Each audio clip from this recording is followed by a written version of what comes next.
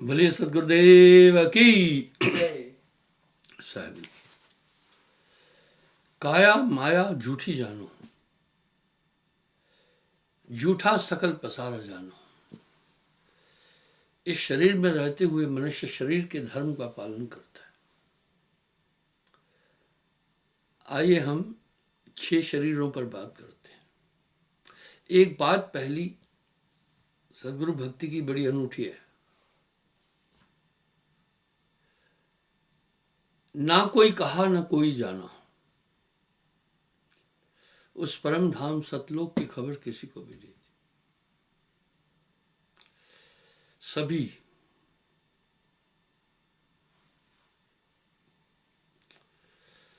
माया में उलझे हुए, ये जितने भी शरीर हैं ये सब ब्रह्म है।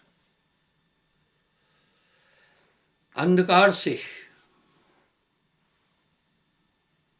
अज्ञान की उत्पत्ति होती है, अज्ञान से भय,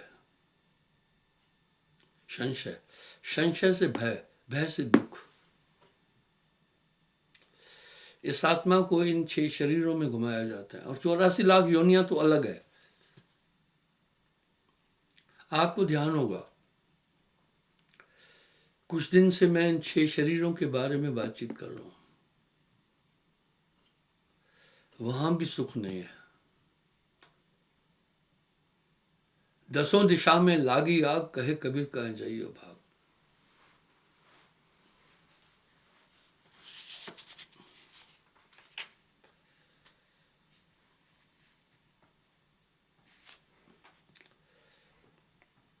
सबसे पहले हम इस शरीर की नेचर देखते हैं, ऐसी क्यों है। काया की गत काहू न जाना। पहला मैं स्थूल देही पर चलता हूं, जो ये है। मनुष्य एक अज्ञान में है। तनधर सुखिया कोई न देखा, जो देखा वो दुखिया। वाटे वार हर कोई दुखिया, क्या तब से क्या वैरागी। जोगी दुखिया, जंगम दुखिया, तपसी को दुख दूना। आशा तृष्णा सब घट व्यापी, कोई महल ना सोना। ये 5 तत्व की बनी देही है।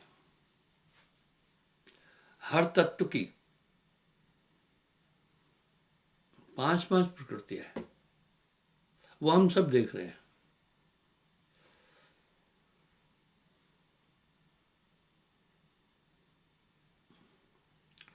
आकाश की प्रकृति है काम, क्रोध, लोभ, मोह, अहंकार। ये हमारी आत्मा के गुण नहीं है, शरीर के।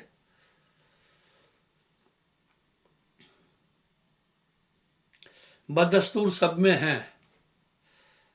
एक छोटे से भुनगे को, कीड़े को भी अगर कहो तो वो भी गुस्सा होता है। देखो, क्रोध है। मैथुन सृष्टि है। सभी प्राणियों की उत्पत्ति मैथुन से ही। मैथुन कहते हैं सेक्स को। आप देखिए क्या ये माया की रचना है, इसी में जीव भूला पड़ा है।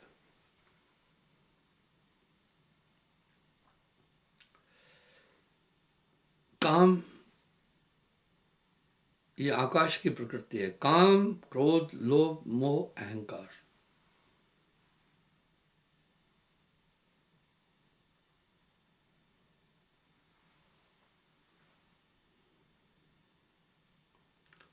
सब में है। विध्वंस यही काया मचा रही है। काया माया झूठी जानो, झूठा सकल पसारा जानो। कभी कभी हम शिष्ट लोगों को देखते हैं तो हम कहते हैं बहुत अच्छे हैं। नहीं नहीं नहीं, नाम बिना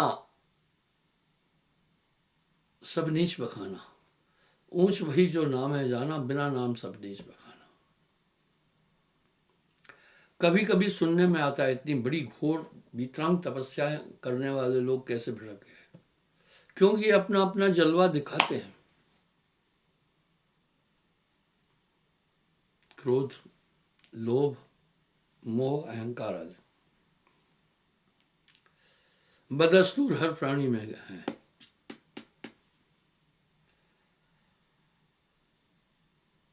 वायु की प्रकृति देखी, वायु तत्व के कारण है, यानी ये सब चीजें जो हम अपने जीवन में कर रहे हैं आत्मा नहीं है, ये तो मन और माया की प्रकृतियां हैं। हमारी आत्मा जो की त्यों है। आत्मा की व्याख्या बड़ी सुंदर है, संतों ने की है।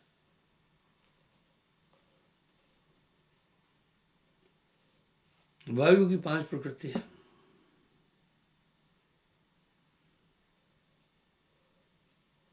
चलना, बोलना, ताकत लगाना, सुकड़ना, पसरना।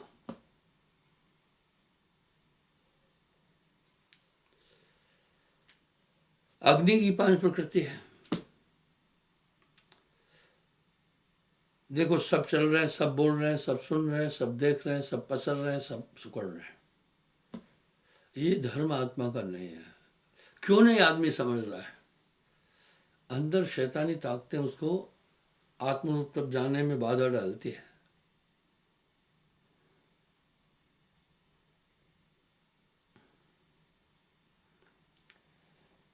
अग्नि की प्रकृति नींद, सभी सो रहे हैं क्योंकि ये तत्व है शरीर में मौजूद।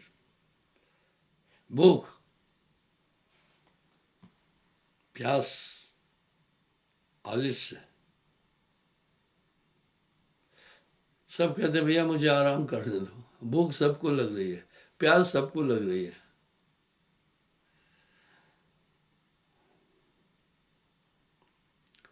ऐसे ही जल की प्रकृति है। ये माया भी शरीर, इसमें 5 तत्व, ये सब प्रकृति कहलाते हैं, तत्व भी। इसी में इस पिंजड़े में आत्मा को कैद किया है। साहब बार बार अपनी वाणी में कह रहे हैं, ये पिंजड़ा नहीं तेरा हंसा, ये पिंजड़ा नहीं तेरा।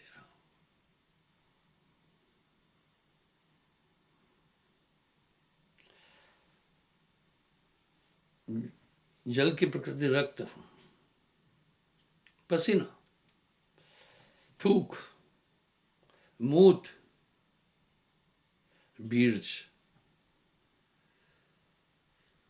यही सिस्टम पूरे जीवों में। चींटी के अंदर भी, चींटे के अंदर भी बीर्ज है। मैथुन क्रिया से चींटी के अंदर वो प्रेषित करता है, वो वैसे ही कंसीव कर लेती है और अंडे दे देती है। ये देखिए, पूरे प्राणी इसी में फंसे हैं। तभी तो साहब कह रहे ये पिंजड़ा नहीं तेरा हंसा, ये पिंजड़ा नहीं तेरा। नानक देव जी ने क्या सुंदर फरमाया, 5 तत्व को तन रचो, जान हो चतुर सुजान, इनमें कछ साचो नहीं, ये नानक साची मान। यही पृथ्वी तत्व की प्रकृति। हार्ड, मांस, नाड़ी, चाम, रोम, रंग पीला। अब ये 6 शरीर भी, पहला मैंने इस शरीर की व्याख्या कर दी। 5 तत्व का, 5 तत्व का पूतरा मनुष्य, इसका नाम।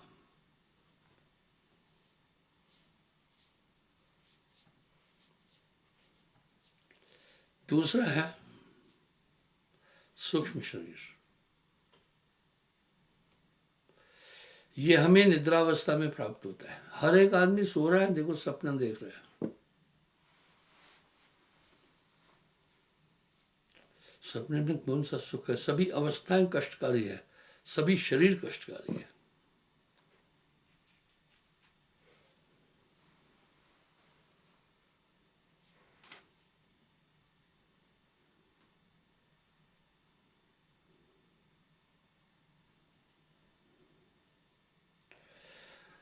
निद्रावस्था को प्राप्त होने के बाद कुछ ऐसी कोशिकाएं, ये पूरी कोशिकाओं का खेल है शरीर में। वैज्ञानिक लोग भी इसको मानते हैं। चेतनावस्था में हमारी आत्मा का वास आंखों में है, जागृत में चक्षु में वासा। ये कोशिकाएं हमें सभी रंग दिखा रही है, सभी चीज दिखाती है। देखिए, मेडिकल होता है, आर्मी में भी हम जो ये पूरे कलर देख रहे हैं, ये सब भी एक माया की चाल है। कभी कभी आपने सोचा होगा, वो कलर ब्लाइंड लोग होते हैं, इसलिए आंखों का टेस्ट जब करते कलर्स दिखाते, तो कुछ कलर्स नहीं जान पाते। आंखें बड़ी सूक्ष्म चीज है। पूरे तंत्र से इस शरीर को ऐसा बनाया है कि आदमी इससे बहुत ज्यादा प्यार करता है।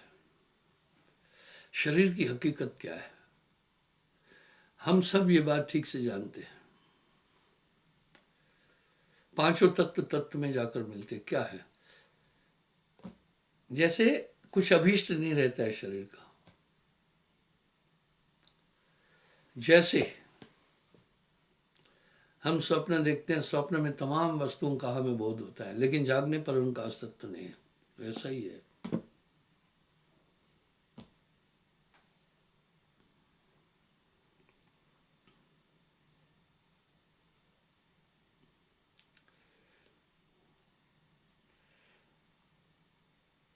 इसी तरह स्थूल सूक्ष्म कारण महाकारण ज्ञान विज्ञान देही।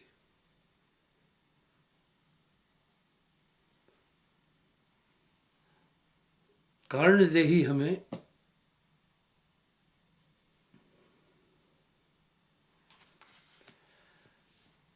ये सुसुप्ति अवस्था में प्राप्त होती है।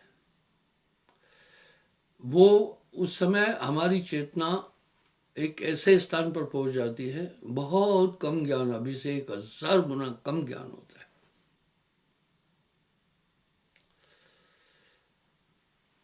ये काया है समृत केरी, काया की गत काहन हेरी। 1000 गुना कम ज्ञान होता है और आदमी इनमें चला जाता है, पता नहीं चलता है, पता नहीं चलता। कारण देही में भी जाते हैं। कई बार आपने देखा होगा, इसको दूसरे शब्दों में कहते हैं घोर निद्रा। इसको गहरी नींद भी कहते हैं। और ये कभी कभी आती है। कोशिकाओं का पूरा खेल है। हमारी स्थूल कोशिकाएं थक जाती हैं जल्दी, इनकी वैलिडिटी लंबी नहीं है, इसलिए रोज हम सो रहे हैं ताकि इन कोशिकाओं को आराम मिले। जब हम सो जाते हैं तब निद्रावस्था में हमारी सूक्ष्म कोशिकाएं जाग जाती है, वो काम करने लगती है। जैसे आप जागृत अवस्था में काफी काम कर रहे हैं, देख रहे हैं, सुन रहे हैं, समझ रहे हैं, बाकी सब चीज, तो सेल जो है शरीर के बहुत कोमल है, थक जाता है आदमी। जब ये सो जाता है तो स्वप्न दिखाने वाली कोशिकाएं जग जाती है, कारण शरीर की कोशिकाएं जग जाती है। अभी वो क्या कर रही है, वो आराम कर रही है। इस बात को बहुत कम डॉक्टर समझते हैं। बड़ी कॉम्प्लिकेसी है मनुष्य तन में, बड़ा क्रिटिकल है। तभी तो साहब कह रहे हैं ये काया है समृत तेरी, काया की गत काहन हेरी, शिव गोरख सो पार न पाए, और जीव की कौन चलाए।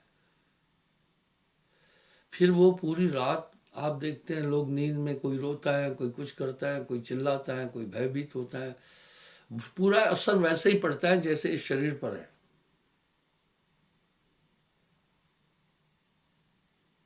रात भर वो कोशिकाएं काम करके फिर कहती है हमने अभी काम नहीं करना है, थक जाती है।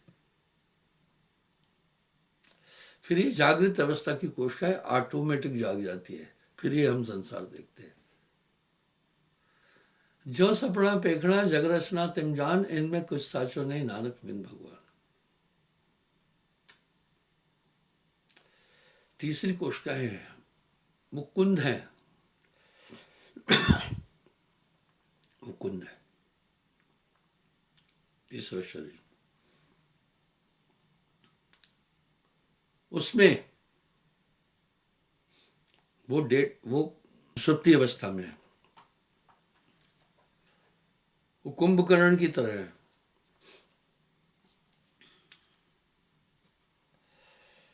कुंभकर्ण को जो वरदान दिया, वो कहा मांगा 6 महीने सूंघ,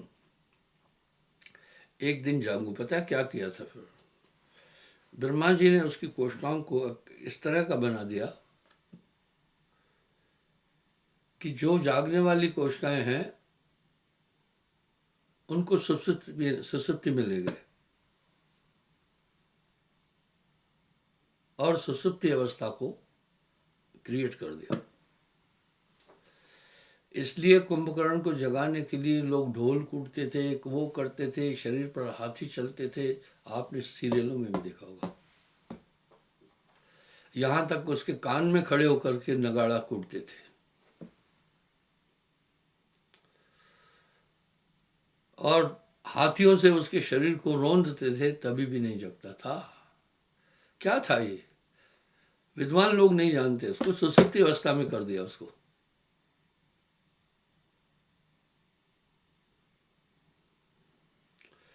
ये सुसुप्ति अवस्था बड़ी कुंद थी, कुंद अवस्था है। इन्हीं अवस्थाओं में इस आत्मा को घुमाया जाता है। निज रूप को आत्मा नहीं जान पा रही है, आत्मज्ञान को नहीं जान पा रही है।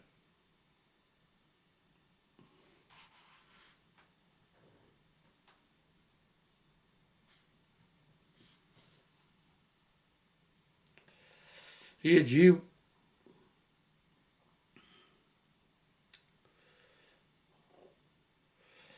उसके बाद महाकारण देही में पहुंचता है।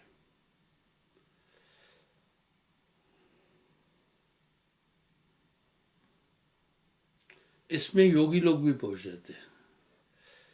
पूरे शरीर से अपनी चेतना को समेटकर आज्ञा चक्र में रखते हैं। इसकी विधि है चक्र भेदन, चक्र शोधन आदि। वहां पहुंच करके ये सभी अवस्थाओं को सीज कर देते हैं, इवन श्वास को भी। कभी कभी आपने देखा होगा कुछ महात्मा भूमि समाधि लिए 2-2, 3-3 दिन की, वो ये बात है। उसमें सिद्धियां प्राप्त होती है। अभी से 1000 गुना ज्यादा चेतना होती है।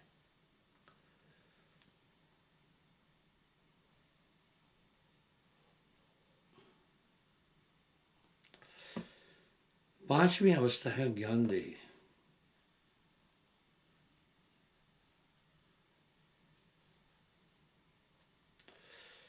इसको ब्रह्मज्ञानी लोग प्राप्त कर देते हैं।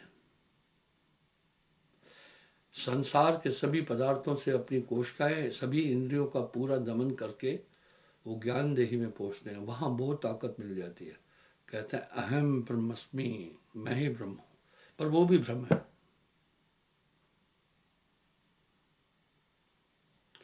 ये भी मन और माया की अवस्था है। इस तरह जितने भी शरीर हैं अलग अलग किस्म से बनाए गए और आदमी को इस ब्रह्म में डुबाया गया है। ये सब माया है। पांच छठी देवी है विज्ञान देही।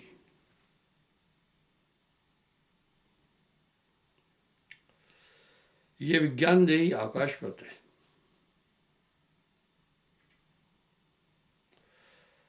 नहीं उपजे नहीं विंशे, इसको योगेश्वर लोग प्राप्त करते हैं। ये जल्दी नहीं मिलती।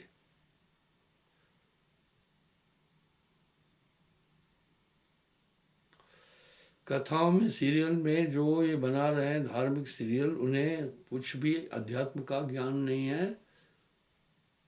मैं किसी को अपमानित नहीं कर रहा हूं।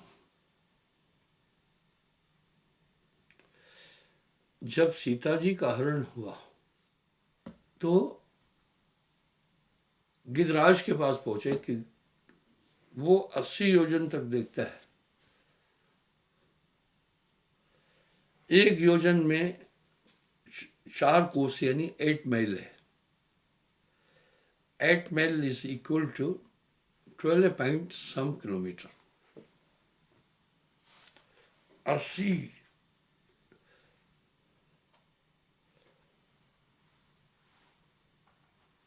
12 अट्ठे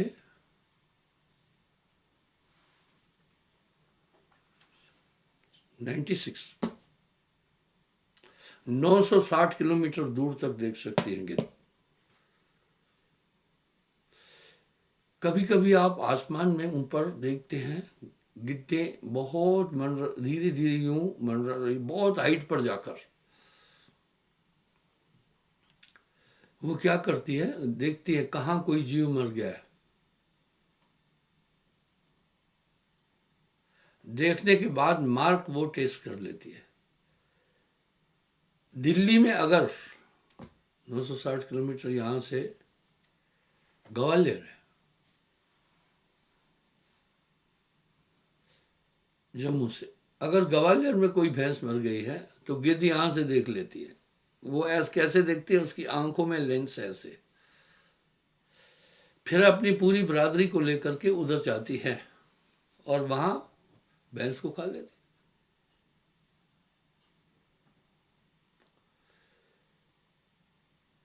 तो वहां क्या दिखाया रामायण में, गिद्धराज से पूछा कि सीता जी कहाँ है। गिद्धराज पेड़ के नीचे बैठ करके बोला कि अशोक वाटिका में। देखिए, ये भ्रमित करने वाला हिसाब था। गिद्धराज पेड़ के नीचे बैठकर नहीं बताता है, ऊपर जाकर के तब उस अपने चक्षु से वो एरिया देखता है। संयोग से मैंने वो सीरियल देखा था, हालांकि मैं पूरा रामायण सीरियल नहीं देख पाया, मुझे टाइम नहीं मिला। इसी तरह कई धार्मिक सीरियल देखता हूँ, उसमें लोगों ने अपनी धक्कम धुक्की मिला रखी हुई है, इससे समाज भ्रमित हो जाता है। अब वो गिद्धराज पेड़ के नीचे बैठकर आंख यूं करके फिर उसको बोलता है अशोक वाटिका में। नहीं, ऐसा ही हम सेना में भी करते हैं। बड़े बड़े ऊंचे टावर आईबी पर लगे हैं, इंटरनेशनल बाउंड्री पर, बहुत ऊंचे ऊंचे, उस पर सेंट्री ड्यूटी देता है बारी बारी।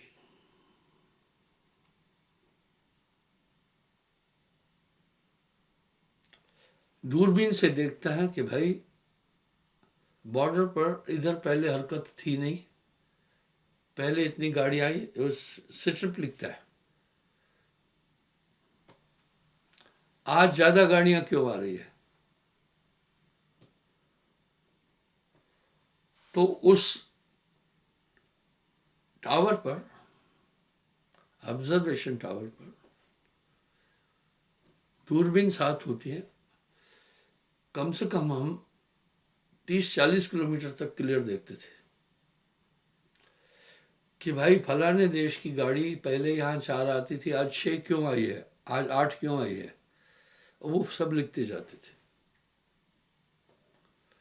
और हेडक्वार्टर में पहुंचती थी। इस तरह फिर वो ब्रिगेड हेडक्वार्टर में जाती रिपोर्ट, फिर डिवीज़न, फिर वो पूरा मिलकर दिल्ली तक रोज़ पहुंचता है कि बॉर्डर पर गतिविधि क्या होती है।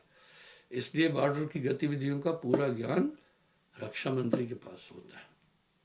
ये सूत्र है। इस तरह गिद्ध पेड़ के नीचे बैठकर भाई बहनों नहीं बताएगी। तो इस तरह से लोगों ने ये विज्ञान देही 6 लोग सिर्फ प्राप्त कर पाए, महायोगेश्वर कहलाते हैं वो। अभी तक 6 महायोगेश्वर हुए।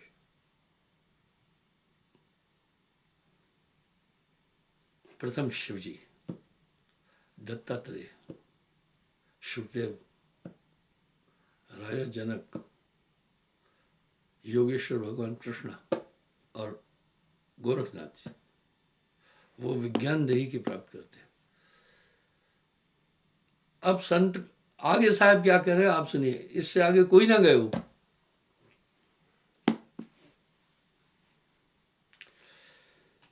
इसके आगे भेद हमारा,